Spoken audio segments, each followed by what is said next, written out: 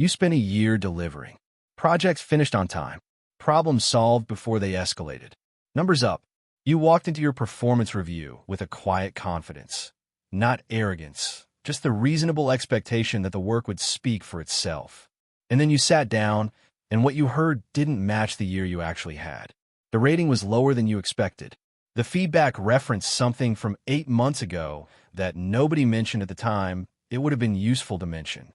There were concerns framed as patterns that you'd never been told were patterns.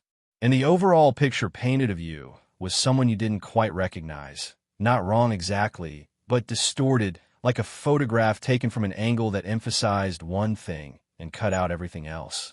You left the room trying to figure out what you missed, what you did wrong, how someone who worked as hard as you did, delivered as consistently as you did, could end up with a document that didn't feel like a record of what actually happened. You didn't miss anything. The review wasn't designed to capture what happened. It was designed to do something else. And nobody explains that to you, because explaining it would require the system to admit what it actually is. Here's the assumption almost everyone brings into a performance review: that it is an evaluation of what you produced, your output measured against a standard and rated as accurately as the process allows. That's what it's called. That's what the structure implies. That's what HR materials describe. But that's not what it is. A performance review is a document that formalizes the opinion your manager already had about you before they sat down to write it. The work doesn't produce the rating. The rating was decided, consciously or not, before the evidence was reviewed. And the evidence gets assembled afterward to support the conclusion. The result is a document that looks rigorous and feels official and reflects almost nothing about your actual year with any consistency. This isn't cynicism. It's the predictable output of how human evaluation works under conditions of incomplete information and social pressure. Your manager doesn't track your contributions in a neutral log and tabulate a score at year-end. They carry a feeling, a running impression assembled from hundreds of small interactions, from how you made their job easier or harder, from whether they enjoy working with you, from how you handle moments that had nothing to do with your deliverables. That feeling is what gets translated into ratings. The work becomes the supporting documentation for the feeling, not the other way around. Here's the part of the process they almost never explain to employees. Before your manager writes your review, in most organizations of any real size, there is a calibration meeting. This is a meeting where managers gather, sometimes with HR, sometimes with their own leadership, and they align on ratings across the team, the department, the function. The stated purpose is consistency. What actually happens is negotiation. Your manager walks into that room with a sense of where you land, and the room pushes back, or agrees, or redirects, based on dynamics that have nothing to do with your performance and everything to do with the politics of the room. Budget cycles constrain how many high ratings can be distributed. If the top box is capped at 15%, someone who deserves it doesn't get it, and someone who gets it may not have deserved it over someone else who is also strong. Team politics determine whose manager advocates loudest and who stays quiet. The impression someone 2 levels above yours has formed about you, based on one presentation, one interaction, one story someone told, can shape what your manager can even defend when your name comes up. If your manager is politically weak or indifferent, they won't fight for your rating when someone in the room challenges it. If your manager is politically strong and motivated, they can get your rating elevated in ways that have nothing to do with anything you did differently from a peer who received less. The calibration meeting is where your review actually gets determined. What your manager writes afterward is the agreed conclusion, assembled with supporting narrative. You receive it as if it were an objective document. It isn't. It was a negotiated outcome in a room you were not invited to and will never fully see the transcript of.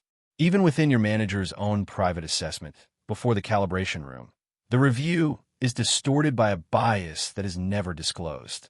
Memory is not distributed evenly across 12 months. The 60 to 90 days before your review carries more weight in your manager's impression of you than everything that came before them.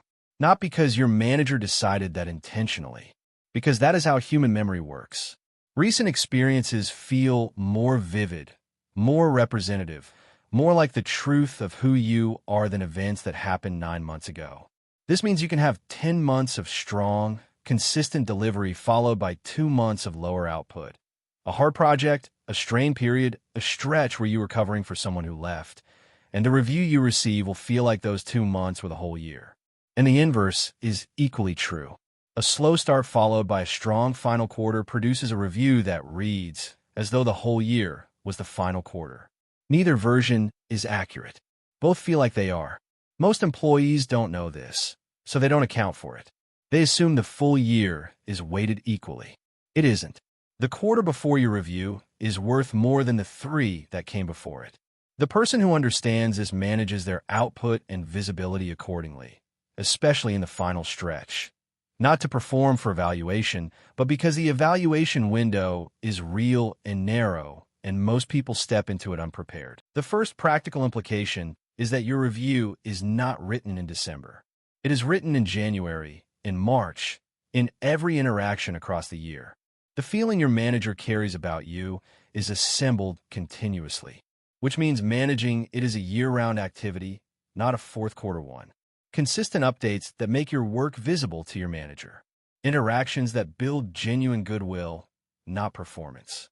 Contributions that align visibly with what your manager is trying to accomplish upward. These aren't political games.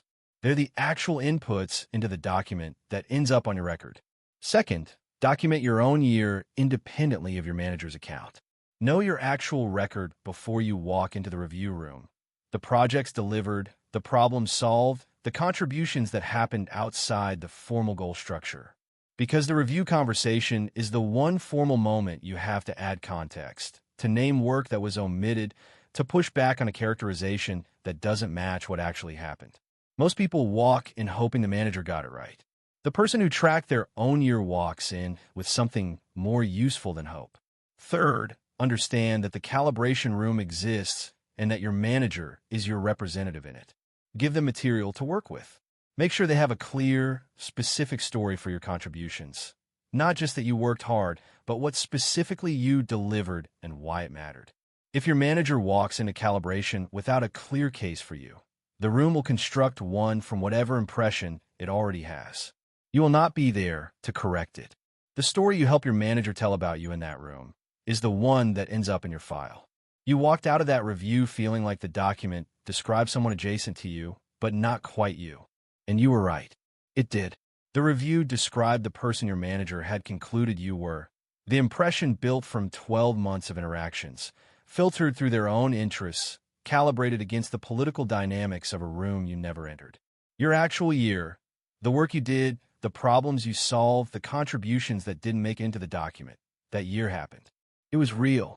But in a system where the relationship frames the record and the calibration room negotiates the outcome, a strong year without the infrastructure to support, it will always produce a document that feels like it belongs to someone slightly different from the person who lived it.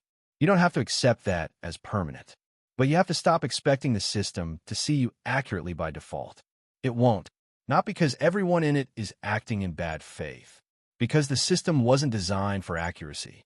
It was designed for manageability, for documentation, for decisions that had already been made. Accuracy was never the point. And now that you know that, you can stop optimizing for a system you misunderstood and start operating in the one that's actually running.